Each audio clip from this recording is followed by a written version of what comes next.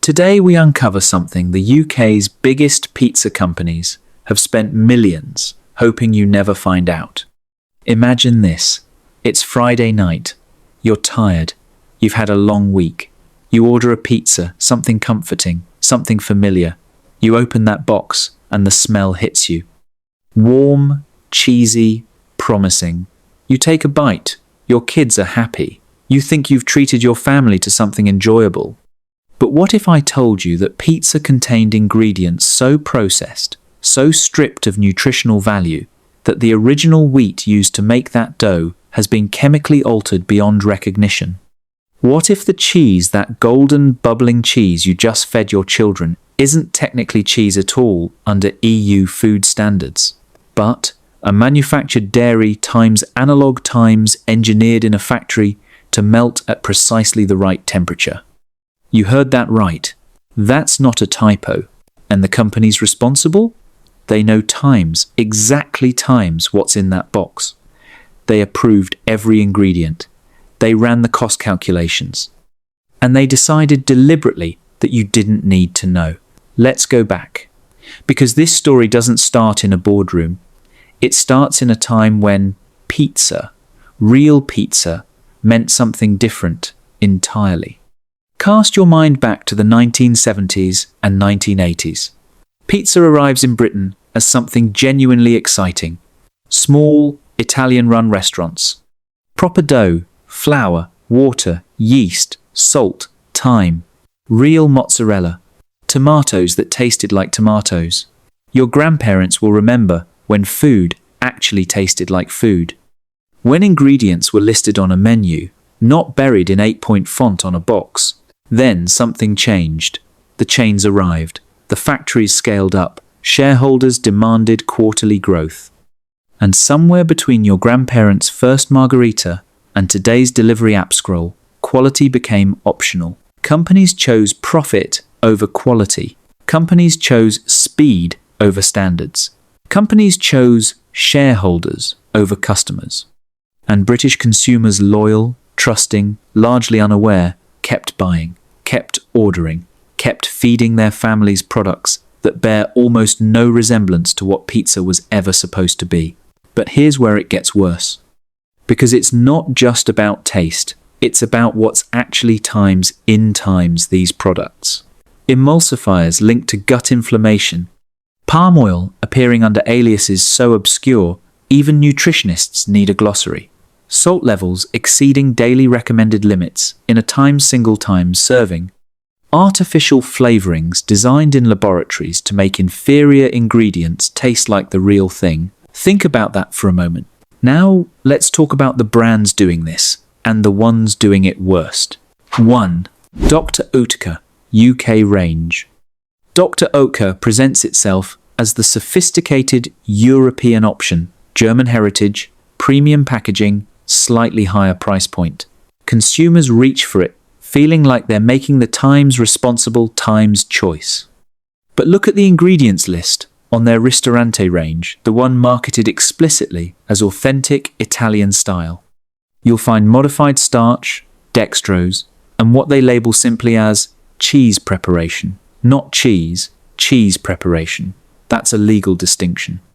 That's a company telling you, in the smallest possible font, that what you're about to eat has been processed to the point where the word cheese alone no longer fully applies. Customer complaints about shrinking topping portions have been consistent across review platforms for years. Meanwhile, the price has quietly crept upward. That isn't a mistake. That's a deliberate choice. 2. Chicago Town. Chicago Town built its entire identity on American indulgence. Deep dish, stuffed crust, bold branding. It's the pizza that promises excess and delivers at a price your body pays later. The sodium content in a standard Chicago Town deep dish pizza sits at levels that nutritionists describe as concerning for regular consumption. We're talking about products that can hit 2,000 milligrams of sodium. Virtually an entire day's recommended intake in a pizza marketed as a single serving that many consumers realistically eat alone. But here's where it gets worse. The tomato sauce in several of their products, lists sugar within the first 4 ingredients, not as a preservative, as a flavor enhancer. Because the tomato product used is so diluted, it needs sweetening to register as tomato at all. Have you ever noticed that aftertaste? That slightly synthetic sweetness that lingers? Now you know why. 3. Papa John's U. Papa John's famous slogan is, "Better ingredients, better pizza." Let's examine that claim. Their dough contains a list of additives that wouldn't look out of place in an industrial bakery manual. Their garlic sauce, that iconic dipping pot that customers genuinely love, contains enough saturated fat per serving to account for nearly half the daily recommended intake, something conveniently difficult to find on their primary marketing materials. When investigations by consumer nutrition groups have scrutinized fast food chains' calorie transparency, Papa John's UK has repeatedly appeared in findings, highlighting the gap between perceived and actual nutritional content. The fresh, never frozen dough claim also applies only to certain locations, and the distinction is not clearly communicated to customers ordering online. That's where the real problem begins. 4. Domino's UK. Domino's is the undisputed king of UK pizza delivery. Nearly 1,200 stores, millions of orders weekly, a brand so embedded in British culture it almost feels like infrastructure, which makes what I'm about to tell you more alarming, not less.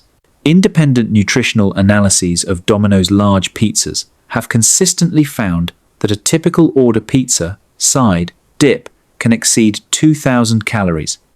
The Times' entire recommended daily calorie intake times for an average adult in one meal, targeted heavily through late-night advertising at younger audiences.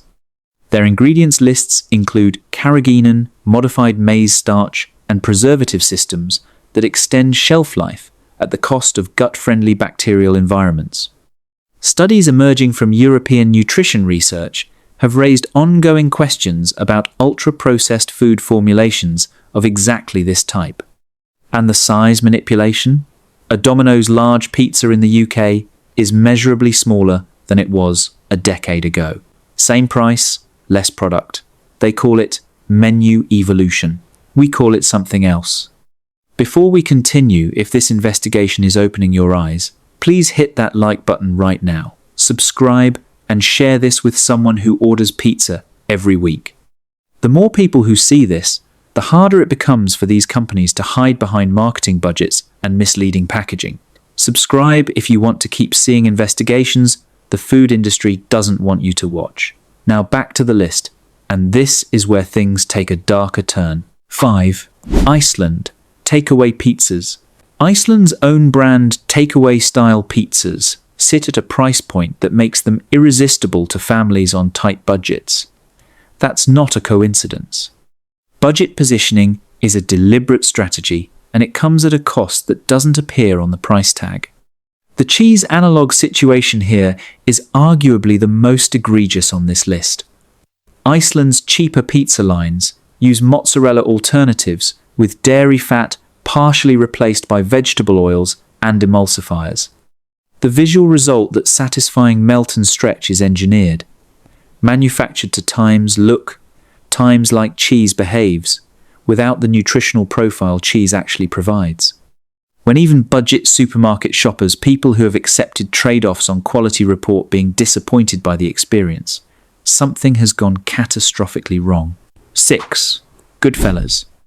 Goodfellas has been a staple of British freezers for decades. Nostalgic branding, reasonable prices. The pizza your parents probably bought when frozen pizza felt like a Friday night luxury. Then something even more disturbing happened. Or rather, gradually, quietly, didn't times happen. The recipes didn't improve with food science. They regressed. Topping coverage that consumers remember from the 1990s has measurably declined.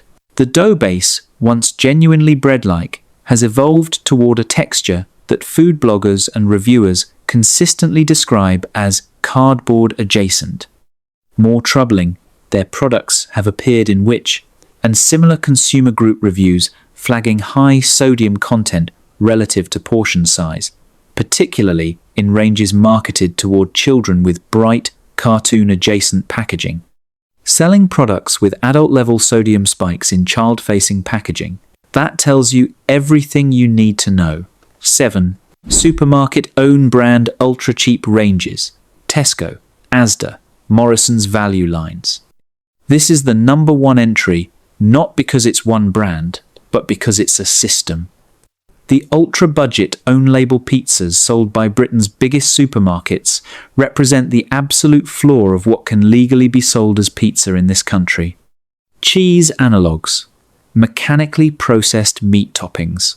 Tomato paste so diluted the lycopene content is negligible. Dough made with flour and a chemistry set of additives to simulate freshness that doesn't exist. These products are sold in the highest volume to the most economically vulnerable consumers. Families who cannot afford better. People choosing between heating their homes and feeding their children properly. And the supermarkets, who make billions annually, have decided that what those families deserve is the cheapest possible approximation of food that passes regulatory minimums. That isn't market economics. That's a moral failure dressed in a 2 for £5 deal. So what should you actually buy? Here's the good news, because there is good news. Franco Mancardinin, slow-proved sourdough, named traceable ingredients, actual mozzarella, worth every penny and genuinely different from anything a factory produces. Gosney, uni home pizza culture, the fastest growing movement in British food right now. Making your own pizza at home with quality flour, proper yeast, and real cheese costs less per pizza than a supermarket brand, and the difference is incomparable. Theo's London and independent pizzerias using Neapolitan certification. Look for the APN, Associazione Verace Pizza Napoletana mark. It legally requires real ingredients and traditional methods. Companies that pursue that certification are telling you something with their choices. Waitrose own brand and M&S pizza ranges, significantly cleaner ingredient lists, actual cheese, shorter additive lists. The price difference is real, but so is the quality difference. The uncomfortable truth is this: the UK pizza industry has over 30 years quietly replaced food with food-like products and banked on the fact that you're too tired, too busy, or too trusting to read the label. The cold reality is this: these companies know exactly what's in their products. Every ingredient is approved at boardroom level. Every cost-cutting substitution is a choice, not an accident. But knowledge is the one thing they can't take back from you. You now know what to look for. You know which brands have made their priorities clear, and it isn't you. Share this with your family. Check the label tonight. And if you've had a bad experience with any of the brands on this list, tell us in the comments, because your story matters, and this community is listening. Next time, we're investigating something even closer to home, a product in almost every British fridge, consumed daily, that carries a secret the manufacturer has buried in plain sight for over a decade. Until then, stay informed, stay skeptical, and protect your family. Show quoted text.